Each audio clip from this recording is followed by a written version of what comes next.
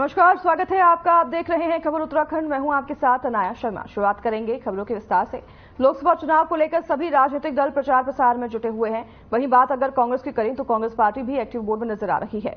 कांग्रेस के बड़े स्टार प्रचारक के तौर पर प्रियंका गांधी उत्तराखंड में पहली जनसभा को संबोधित करने पहुंची, तो वहीं दूसरी ओर भारतीय जनता पार्टी करीब 1 दर्जन जनसभाएं कर चुकी है। लेकिन कांग्रेस संगठन का दावा है कि आने वाले दिनों में कांग्रेस के स्टार प्रचारकों की ताबड़तोड़ रैलियां और जनसभाएं उत्तराखंड में होगी। वहीं राज्यसभा सांसद नरेश बंसल ने कहा कि कांग्रेस पार्टी मातृशक्ति का अपमान कर रही है। उनके एक नेता सोशल मीडिया पर अपमान कर रही है। साथ ही उन्होंने कहा कि झूठ का पुलिंदा कांग्रेस पार्टी ने जो न्याय पत्र जारी किया है, यह मातृशक्ति एवं देव भूमि का अपमान है।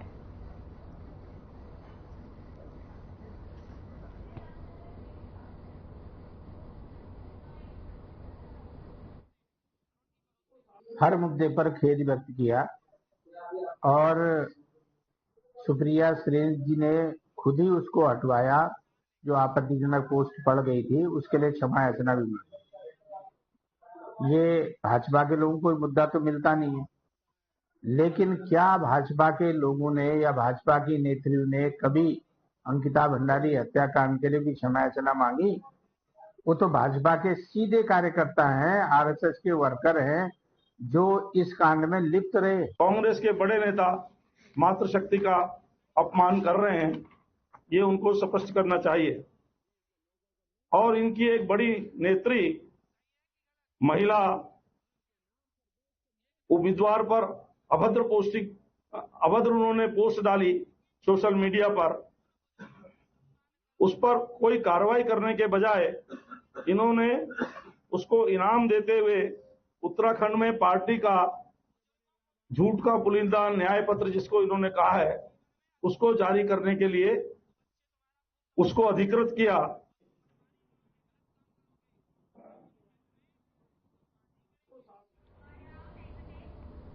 कांग्रेस की राष्ट्रीय महासचिव प्रियंका गांधी रामनगर पहुंची, जहां कांग्रेस कार्यकर्ताओं ने प्रियंका गांधी का जोरदार स्वागत किया।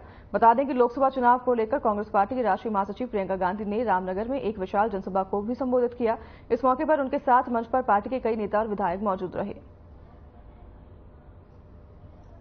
पूरे देश को, पूरे हिंदुस्तान को तरक्की की रिश्तेदारी नातेदारी।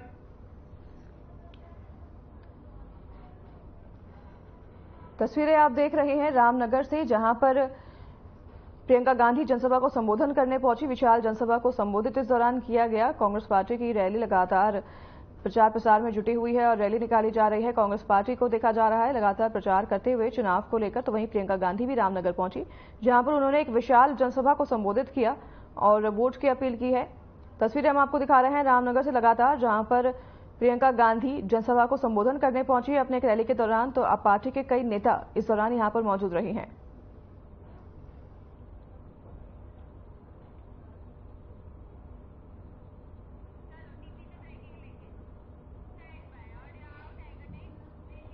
इस बीच इस बड़े वक्त की बड़ी खबर सामने आ रही है। हल्द्वानी पहुंचे यूपी के मुख्यमंत्री योगी आदित्यनाथ। सीएम पुष्कर सिंह धामी ने उनका स्वागत किया है और हल्द्वानी के एमबी इंटर कॉलेज में जनसभा को संबोधित किया है, आयोजित हुआ था, जहां पर उन्होंने संबोधन दिया है। जनसभा में बड़ी संख्या में लोग भी पहुंचे हैं। नैनीताल प्रत्याशी अजय भट्ट के लिए वोट की अपील इस दौरान की गई है।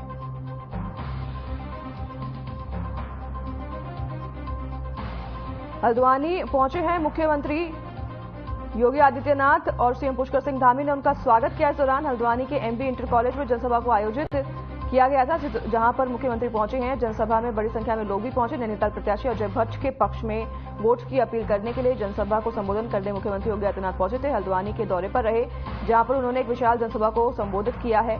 तो यहाँ आपको बता दें कि मुख्यमंत्री पुष्कर सिंह धामी ने मुख्यमंत्री योगी आदित्यनाथ का स्वागत किया है और इस दौरान काफी संख्या में लोग मौजूद रहे हैं। मुख्यमंत्री योगी आदित्यनाथ की जनसभा को सुनने के लिए, संबोधन को सुनने के लिए हल्द्वानी में पहुंचे हैं, जहां पर उन्होंने एक विशाल जनसभा को संबोधन दिया और इस दौरान मुख्यमंत्री पुष्कर सिंह धामी मौजूद रहे और काफी संख्या में लोग भी मौजूद रहे। नैनीताल प्रत्याशी अजय भट्ट के लिए वोट की अपील करते हुए ये जनसभा को संबोधन मुख्यमंत्री योगी आदित्यनाथ ने दिया है।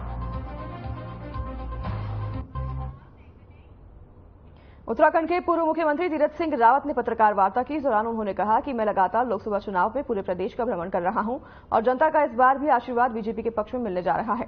इसके साथ ही उन्होंने कहा कि इस बार बीजेपी लोकसभा चुनाव में 370 सीटें जीतकर आ रही है और एनडीए 400 सीटें जीतकर आने वाली है। वहीं तीरथ सिंह रावत ने कहा कि प्रधानमंत्री नरेंद्र मोदी के नेतृत्व में विकसित भारत की ओर हम तेजी से आगे बढ़ रही हैं। साथ ही उत्तराखंड में बिजली, पानी जैसी तमाम मूलभूत सुविधाओं में इजाफा हुआ है। आज प्रदेश में सड़कों का जाल बिछ रहा है, जो दर्शाता है कि प्रधानमंत्री मोदी के नेतृत्व में देश के हर कोने का चौमुखी विकास हो रहा है।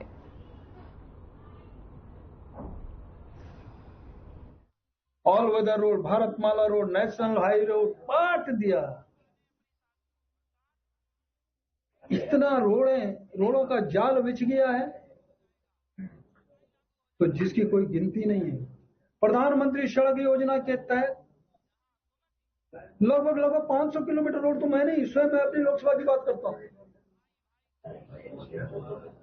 जोशीमठ का मैं उदाहरण दूं तो एक जब केवल भारतमाला रोड के तहत पीपल कोठी से आगे जाकर के नीचे तक रोड जा रही थी, जोशीमठ छोड़ दिया गया था। वहां के लोग 3 महीने धरना दिए और धरने को चलाने वाला हमारा बिल्कुल विचारधारा से हट करके वामपंथी अतुल सती जो उसका संयोजक है, मेरे तो बड़े निकट हैं सारे लोग, और नगर पालिका का चेयरमैन कांग्रेसी, ब्लॉक प्रमुख कांग्रेसी, हमारे भी लोग थे।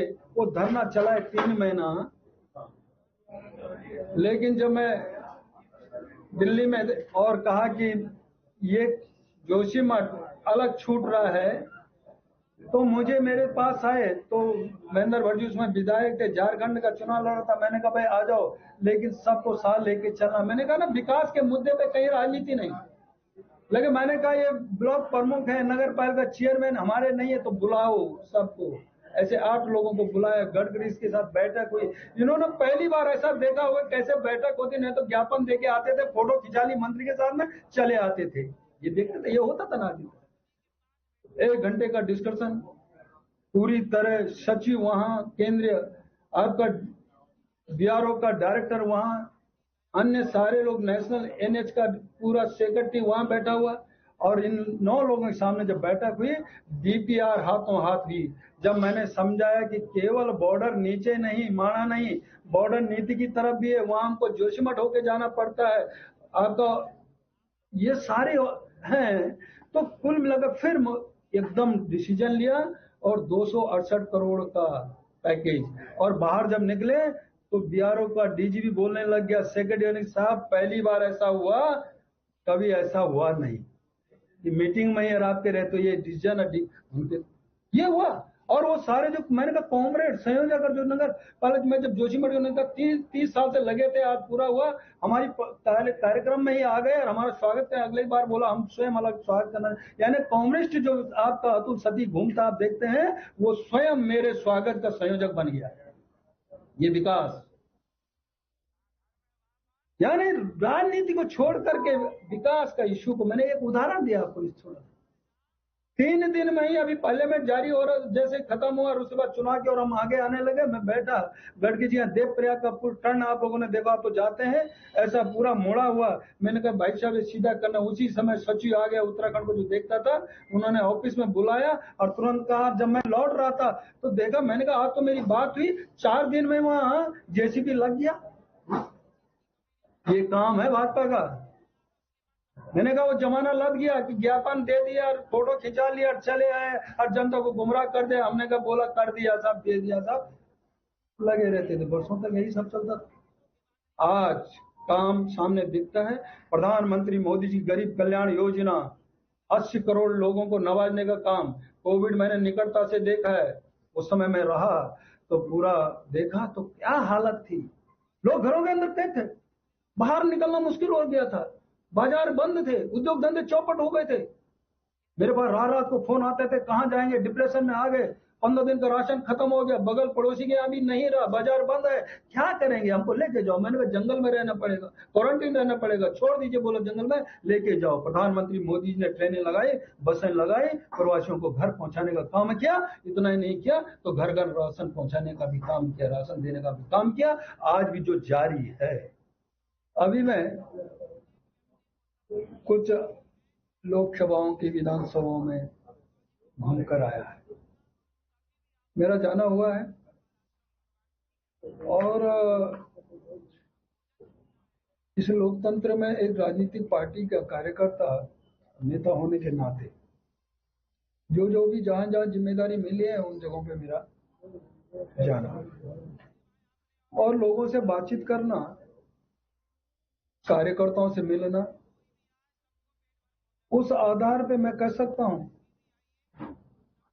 कि आज 5 सीटें उत्तराखंड की भारतीय जनता पार्टी की झोली में, मोदी जी की झोली में भारी बहुमतों से जनता जिताने वाली है, देने वाली है। प्रधानमंत्री मोदी जी ने जिस प्रकार का एक लक्ष्य हम सब लोगों को दिया है, एनडीए 400 पार, भारतीय जनता पार्टी 370, ये जमीन में हकीकती वास्तव में दिख रहा है।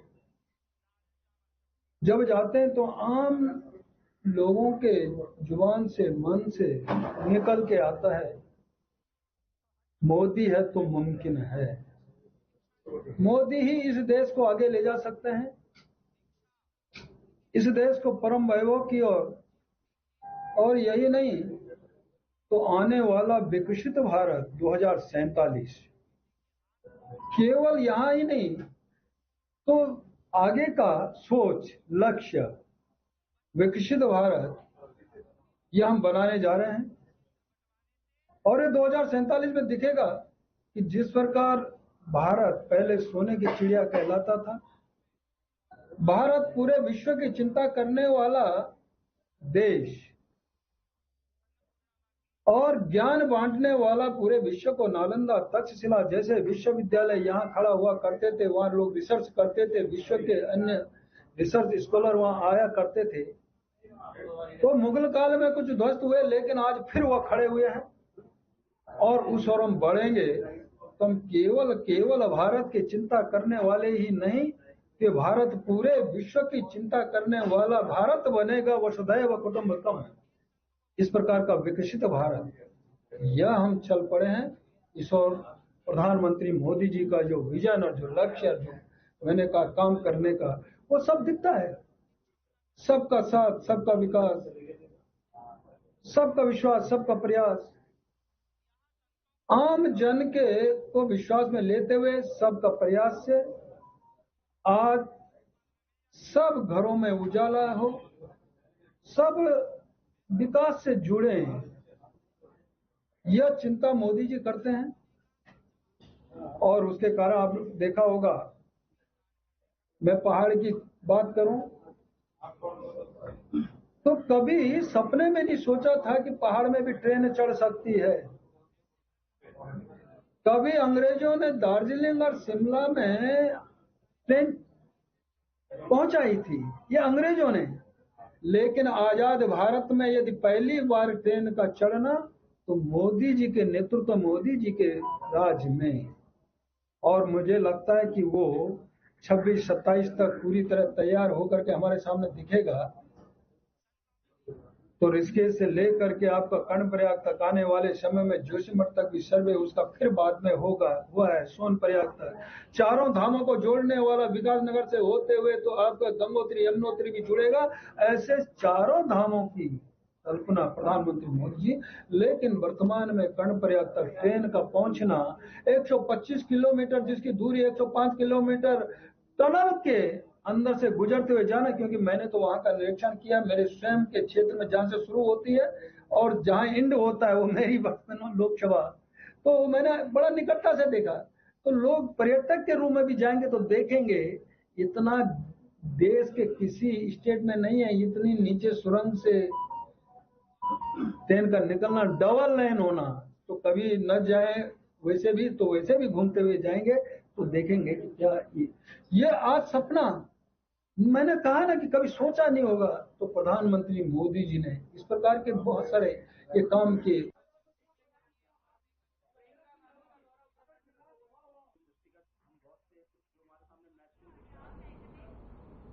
चलिए आगे बढ़ेंगे खबरों में। लोकसभा चुनाव को लेकर जहां तमाम राजनीतिक दल चुनावी जनसभा करके वोटरों को लुभाने में लगे हैं, तो वहीं मंगलोर के लिब्बरहेड़ी में पहुंची बसपा सुप्रीमो कुमारी मायावती ने बीजेपी को और कांग्रेस पर जमकर निशाना साधा है। उन्होंने कहा कि बसपा ने किसी भी राजनीतिक दल से संगठन नहीं किया है, तो वहीं बसपा अकेले अपने दम पर ही लोकसभा 2024 के मैदान में चुनाव लड़ रही है। हालांकि बहुजन समाजवादी पार्टी का स्थानीय संगठन भीड़ जुटाने में नाकाम रहा है। लगभग हफ्तों की मेहनत के बाद भी बहुजन समाजवादी पार्टी सुप्रीमो की जनसभा में कुर्सियां खाली नजर आ रही हैं।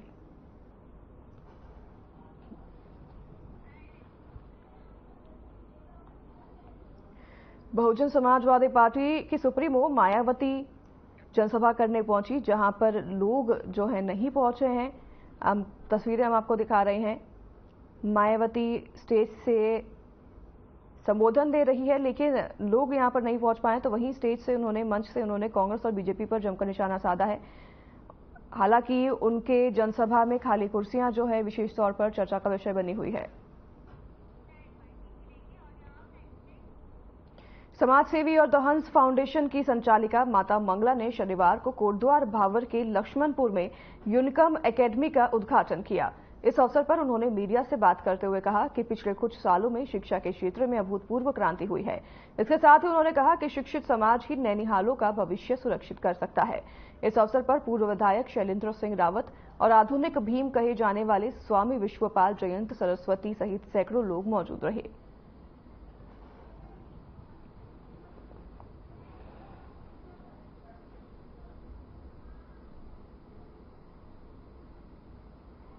जहाँ तक हमें विश्वास है कि जैसे भी शिक्षा का क्षेत्र बढ़ता जा रहा है, तो क्रांति तो स्वयं ही आ जाती है जब बच्चे पढ़े लिखे होते हैं, एजुकेटेड होते हैं, और हर बच्चे का भविष्य बनाने में खुशी होती है कि आज शिक्षा ग्रहण करेंगे तो कुछ दिनों के बाद में वो समझ पाएंगे कि शिक्षा कितनी अनमोल है उनके लिए।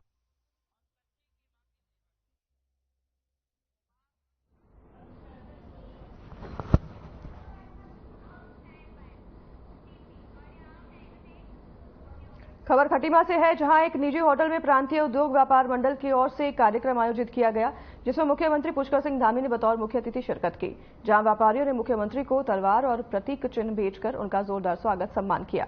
इस अवसर पर मुख्यमंत्री धामी ने कहा कि खटीमा को एक आदर्श खटीमा बनाने का मेरा निरंतर प्रयास रहा है। उन्होंने कहा कि खटीमा क्षेत्र के विकास के साथ साथ व्यापारियों के उत्थान के लिए भी बहुत सारे कार्य किए जा रहे हैं। खटीमा क्षेत्र से मेरा गहरा नाता है और खटीमा को लगातार विकास की ओर बढ़ते देखकर मुझे काफी प्रसन्नता होती है। वहीं उन्होंने उपस्थित सभी व्यापारियों और जनता से इन विकास कार्यों को आगे बढ़ाने के लिए व्यापारियों और जनता का साथ, आशीर्वाद और प्यार मांगा।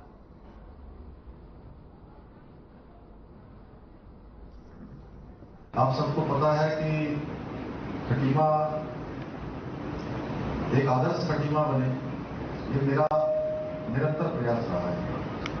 मैं पहले दिन से, जब मैं यहाँ का विधायक नहीं भी था, तब भी मैं सोचता था कि मेरा खटीमा सबसे आदर्श खटीमा बनना चाहिए, सबसे उत्तम खटीमा बनना चाहिए और हर क्षेत्र में खटीमा का नाम होना चाहिए। उस दृष्टि से बहुत सारे प्रयास लगातार यहाँ पर किए गए हैं। मैं उसमें विस्तार से नहीं जाऊंगा, लेकिन मैंने हमेशा कोशिश करी है कि विकास आधारित राजनीति आगे बढ़े, विकास आधारित चीजें आगे बढ़नी चाहिए।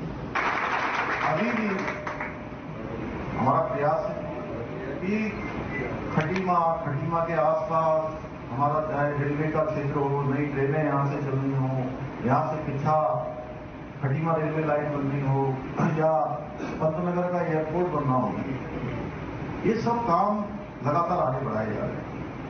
खटीमा के बहुत पास में पंतनगर का एयरपोर्ट हमारा आने वाले समय में अंतर्राष्ट्रीय एयरपोर्ट बनने वाला है। आप सबकी जानकारी है, जैसे आज मैं आपके बीच में आया हूं तो मोदी जी ने आप सबको राम राम जी बोला है और उन्होंने कहा कि जहां भी जाओगे तो वहां जरूर ये बोलना मेरी तरफ से सबको राम राम, मेरा प्रणाम जरूर पहुंचा रहा हूं। तो इसको मोदी जी के राम राम आते हैं। और देश दुनिया के अंदर बहुत जगह गया तो कहीं ना कहीं उनका खटीमा से भी लिंक निकलता है। वो बोलते हैं जैसे एक देहरादून का लिंक निकलता है हर जगह, उस तरह से अगर उत्तराखंड में दूसरी कोई जगह है तो खटीमा वालों का भी लिंक हर जगह निकलता है। तो मैंने महसूस किया है जब मैं बहुत सारी जगह पर गया। टनकपुर की बात मैं बार बार इसलिए कर रहा हूं कि टनकपुर में जो होगा उसका सारा लाभ खटीमा को नहीं मिलेगा।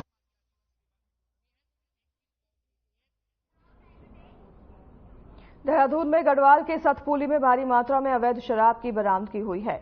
इस अवैध शराब को कांग्रेस प्रत्याशी गणेश गोदियाल ने बीजेपी का बताया है। अब इस मामले में बीजेपी ने पार्टी की छवि धूमिल करने के आरोप में चुनाव आयोग से शिकायत करने का फैसला किया है। बीजेपी के प्रदेश प्रवक्ता सुरेश जोशी ने कहा कि मामले में कांग्रेस प्रत्याशी गणेश गोदियाल के आरोप मनगढ़ंत है और पार्टी की छवि खराब करने का प्रयास है। उन्होंने कहा कि कांग्रेस प्रत्याशी जिस कथित प्लांट के जरिए शराब पहुंचाने की बात कर रही हैं, वो जनवरी महीने से बंद हो चुकी है। पार्टी इसके विरोध में निर्वाचन आयोग में शिकायत करेगी। तो उन्होंने कहा कि अनिल बलूनी की साफ, स्वच्छ और बेदाग छवि है, जिसको कांग्रेस की ओर से धूमिल करने का प्रयास किया जा रहा है। तो वहीं गढ़वाल की जनता कांग्रेस उम्मीदवार को चुनाव में करारा जवाब देगी, ऐसा उन्होंने कहा है।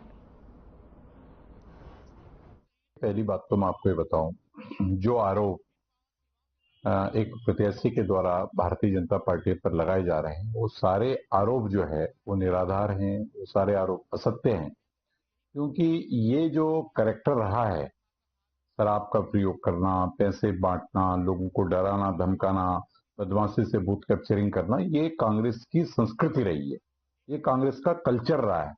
लेकिन आज के दिन पौड़ी लोकसभा में जो प्रत्याशी चुनाव लड़ रहे हैं, श्रीमान अनिल बलूनी जी, उनकी लोकप्रियता और जिस तरह से उनकी कनेक्टिविटी है, एक युवाओं में, मातृशक्ति में, बुजुर्गों में जो एक हुजूम वहां पर उमड़ रहा है, उसको देखते हुए कहीं न कहीं कांग्रेस जो है बहुत बुरी तरह बौखलाई हुई है, घबराई हुई है, और जो जन समर्थन कांग्रेस को नहीं मिल रहा है, उससे उनको हार स्पष्ट और साफ नजर दिखाई दे रही है।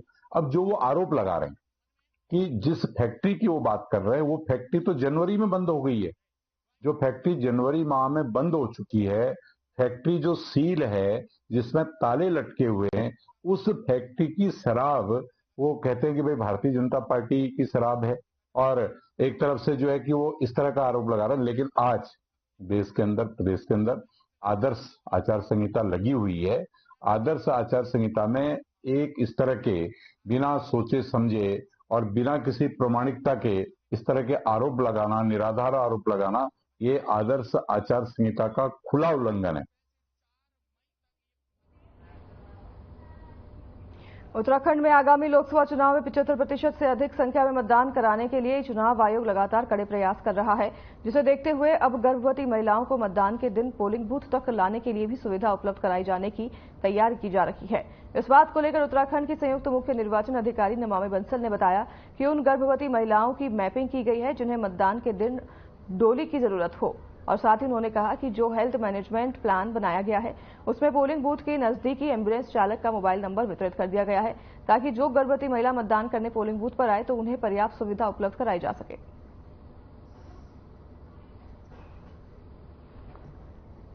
कि कुल मिलाकर इस बार सीजर तो काफी किया गया है। पिछले अगर लोकसभा चुनाव के साथ कंपेयर करें तो हमारी फिगर्स काफी हाई हैं। 16 मार्च से लेकर के 11 अप्रैल तक की फिगर्स अभी लगभग 15 करोड़ 52 लाख हैं, और इसमें सभी सम्मिलित है, लिकर, प्रेशियस मेटल्स और कैश सब मिलाकर, नारकोटिक्स ऑल्सो। सो अभी तक सीजर ठीक है। इसमें और ज्यादा प्रयास अब ये किया जा रहा है क्योंकि अब नेक्स्ट 1 वीक में जो सीजर है और हमारी जितनी भी मॉनिटरिंग चल रही है इलेक्शन एक्सपेंडिचर को लेकर, उसको और ज्यादा स्ट्रिक्टली करते हुए प्रयास ये किया जाएगा कि किसी भी प्रकार का इंड्यूसमेंट का यूज ना किया जा सके।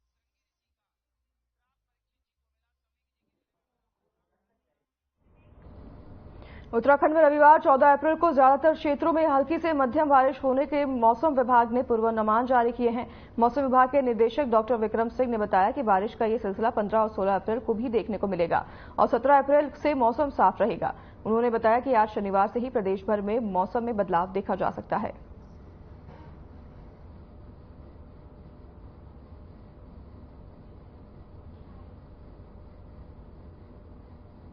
और जब 14 में आप जाएंगे तो जो वेदर की एक्टिविटी वो बढ़ेंगी। तो 14 तारीख को आप कह सकते हैं कि हल्की से मध्यम जो बारिश है वो पूरे प्रदेश में ही करीब करीब मिलेगी।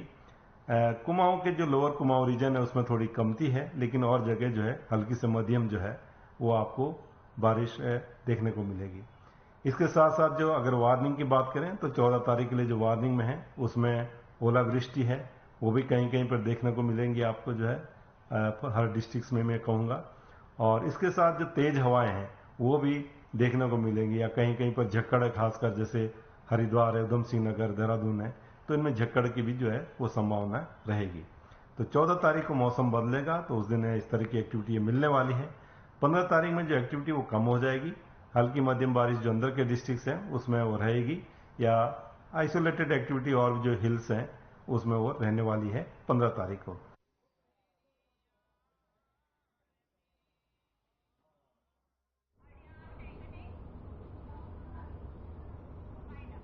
तो फिलहाल इस बुलेटिन में हमारे साथ बस उतना ही। नमस्कार।